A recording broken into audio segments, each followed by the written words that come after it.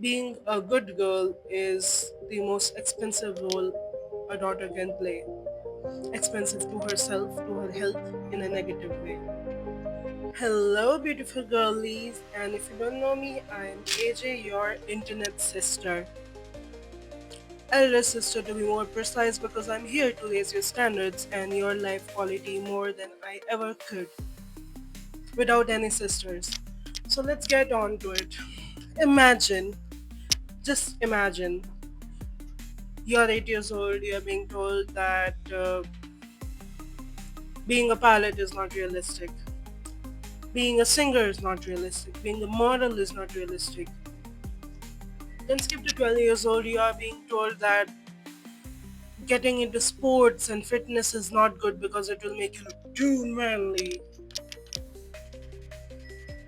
Then you are 16, you are being told that your dreams are too much, your ambitions are too much, you are too intense. And this is not just one girl story, this is every Indian girl story. This is a pattern which every girl goes through in India in order to be the perfect housewife, and how this pattern internally destroys them. Today, I'm not gonna speak about what people do, but today we are gonna talk about how daughters are conditioned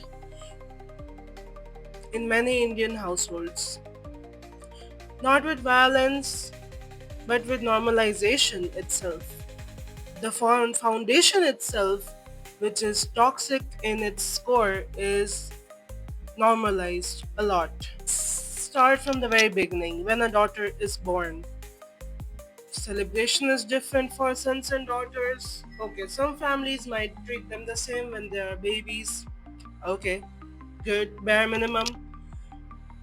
Financial anxiety starts for dads early on, thinking they need to take care of the money and dowry for the family, which his daughter, or their daughter might marry.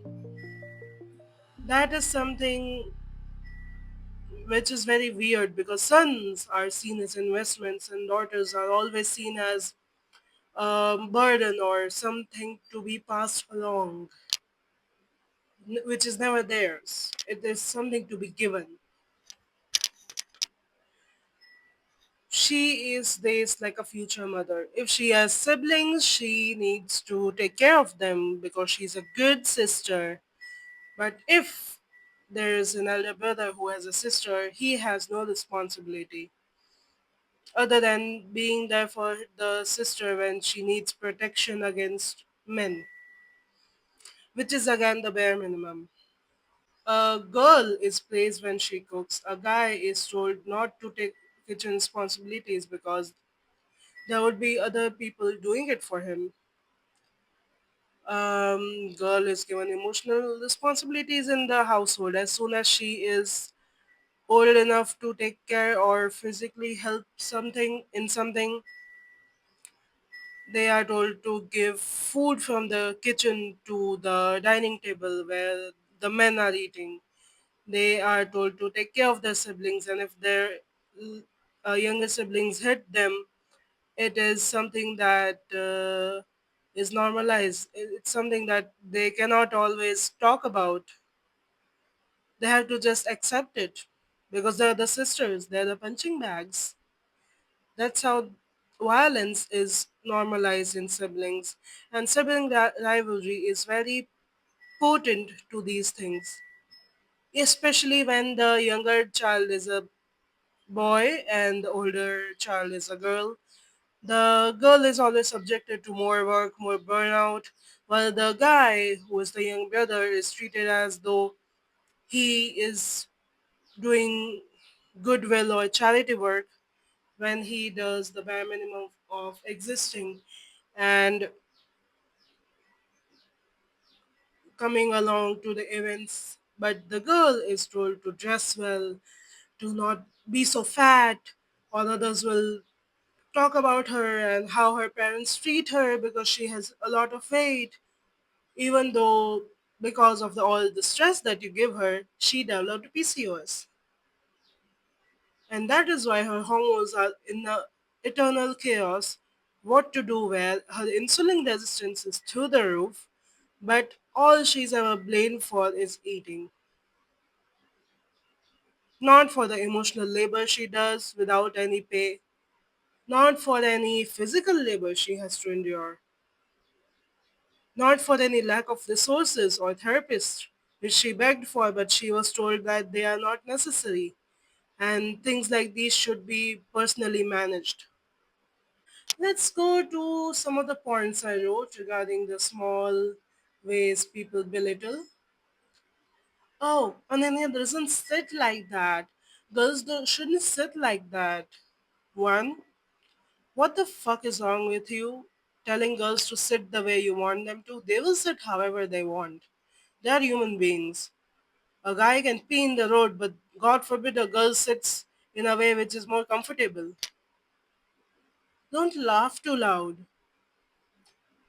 You might look arrogant. I will laugh however I want to laugh. Why are you arguing? Girls shouldn't argue. This is your problem. Remember the thing you did when you were small? Yeah, it's still embarrassing. Even though it's when you were small, you had no idea what was going on. You were just acting like a normal child in crisis, but you were labeled as a hormonal or emotional woman at the age where you didn't even know how to cook for yourself. Your brother is tired. Help him. Pick up your brother, even though he's too heavy for you. Help him get down. Take happy photos with him because that's how memories are made. Doesn't matter how you feel. All it matters for you to look happy in the photos, for the function, and for the family presentation. Even though that one relative is emotionally abusing you, you have to take him to the hospital. You're the only person in the house who is physically able to do so. Even though he compares your mother, who is in therapy because the family treated her in the worst way possible, he will still compare you to your mother. Even when you are literally taking him to hospital, moving him around in a wheelchair. But you are selfish to draw a boundary and not take him to the hospital. How cute you. What will the people say? That we abused you and then you stopped helping us. Oh my gosh. You're too ambitious. You should be in the house to help people.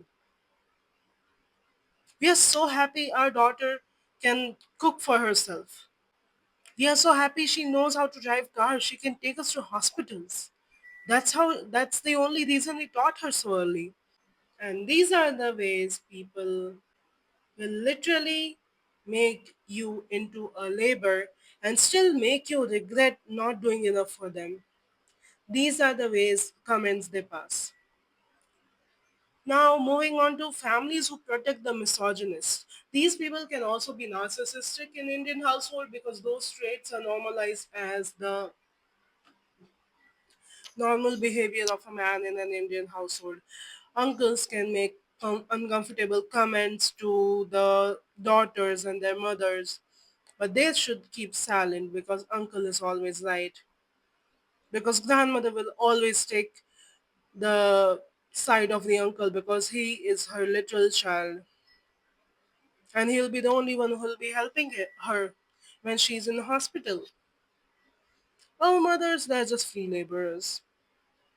Even though they do the whole, they carry the whole household, it doesn't matter. Relatives can disrespect the woman in the household. Nobody bats an eye. What are they gonna do? So all these comments, they are like small nitpicking things, which literally suppress us on a daily basis, little by little, accumulating. And when finally the woman is emotionally overwhelmed and needs a way to let things be cleared, but she's never heard.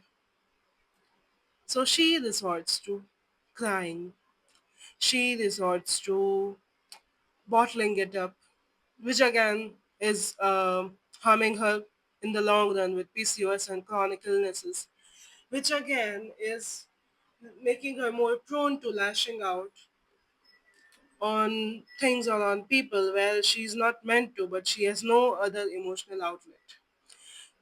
If she takes therapy, she is labeled as unstable and somebody to be ghosted in the house. She's no longer one of us. I'm back. I had to open the door for my stubborn family. Oh, yeah. Where were we? Yes, when she is seeking therapy, she's labeled as unstable and somebody that poor son regrets marrying. He didn't know he was doing. Even though it was a love marriage, he didn't know the responsibilities. Oh my god, my Raja beta. If a woman speaks up, she's labeled as dramatic. Instead of protecting their own daughters, families often protect their reputation. Whether it be the woman that married into their family or the kids that the woman had. If it's a girl, she is something not to be talked about. Even though she even if she tries to raise some things, then no. Silence is often taught to us as survival. If somebody, again, let's take the example of an uncle. Let's make it the twin brother of your father. To be more specific, he can come and go as he pleases. He can tell you fat. He can take food from your plate without asking you. When you, especially when you're trying to maintain your diet with high protein, and that's only when he needs the meat from your plate. And when you refuse, he feels disrespected, and your dad has to lecture you on why you should share food with your family. It's such a it's such a natural role to do. Oh yes, but it wasn't also natural. But it was so unnatural of you to burden me so much that I have PCOS and now I need to watch my diet. Oh yeah, that's unnatural because that's my body. And my body is never taken seriously, right? After childbirth, many women are not emotionally supported. One of them was my mother. They are pressured, they are judged, they are neglected, and when they start to crack as the last resort and start going into the imaginary world to feel an ounce of humanness or care, they are labeled as unstable, which they are, but because of the responsibility that you took an oath on when you married that woman, but you did not perform. Of course, your family is more important unless it's your brother, unless it's your wife and your daughter. Of course, when they do something, oh, what will people think? A mother who was never nurtured cannot nurture a child into thriving, or they can only teach you surviving at the least. And a mother who was always hurt cannot nurture a child without pain. When our mothers are so resistant towards us, it's it's also there to blame that they do not recognize what the role they are playing. But it's often them wanting to let out a way of their frustration, which patriarchy poses on them. When the daughter finally understands the meaning of all of this, and when she is mature enough to see all the hidden games that are being played in the family, just to label the woman as dramatic and overstimulated and not stable so that they can take all of their work's credit. This is a whole system in most of the families. The men who are fathers are always right and will be supported by their mothers. The women who marry into their family either are the scapegoat or are the one planning everything to scapegoat at least one of them. and one of the women who came and married into the family. They all work as a system. In the middle, there is a narcissist, or there is a masculinity, like highly masculine, sensitive guy, not even a man, just a boy who wants to be treated like the core of the family. He'll be supported by his brother for the brotherly bond. He will be supported by his mother. He will be supported even by his own father, because the man would often, when they have more than one man as children, they would always choose one of them as the greatest and one of them as a loser. Because in men, they always want to impress each other. So when a father has two sons, he will often make them compete just to see which one will please him the most. And the one who pleases him the most is, after the father dies, is the leader of the family. His wife and kids, superior. Whatever they do, better than everyone. And that comparison would be shown and being told to everyone in the family. And the, let's say, the other son, who is more submissive, or the middle child, who is always taken as the second best, will have a wife. His wife would be told to work in a certain way, to act in a certain way, and when she does not, she would be labeled as dramatic. When she has a child and is not given the proper care which a woman needs after childbirth, she will develop some issues which will only help them to label her as unstable and mentally exhausting. She will then be forced to go to therapy, and just so that they could label her as unstable and not worth inviting into family functions and other things.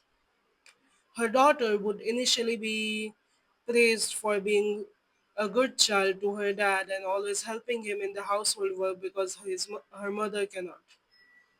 And when the daughter grows up, she is also labeled as unstable when the daughter finally understands the whole dynamic and speaks up on it. And at the end of the day, it's only the money her father provides, which would be an only way for them to interact.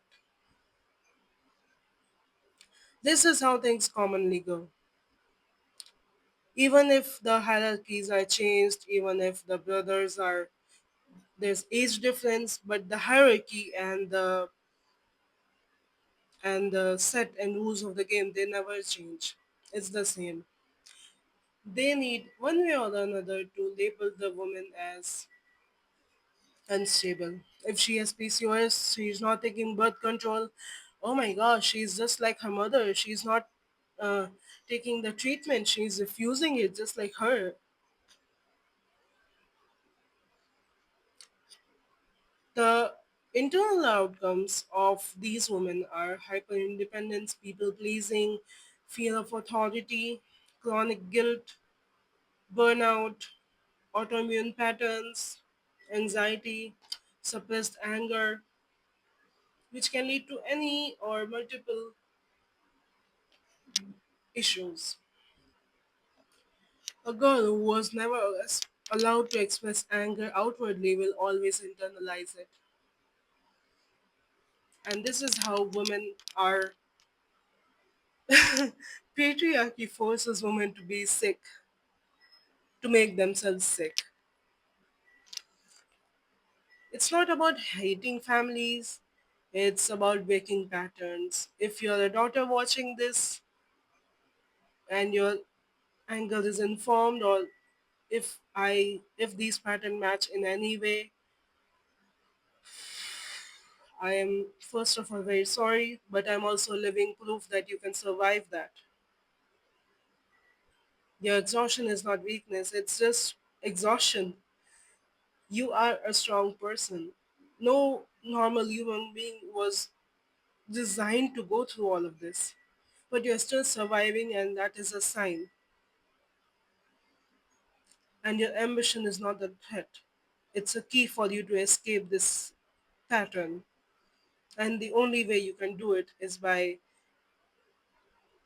understanding your potential and waking up and giving up giving all you have for that potential.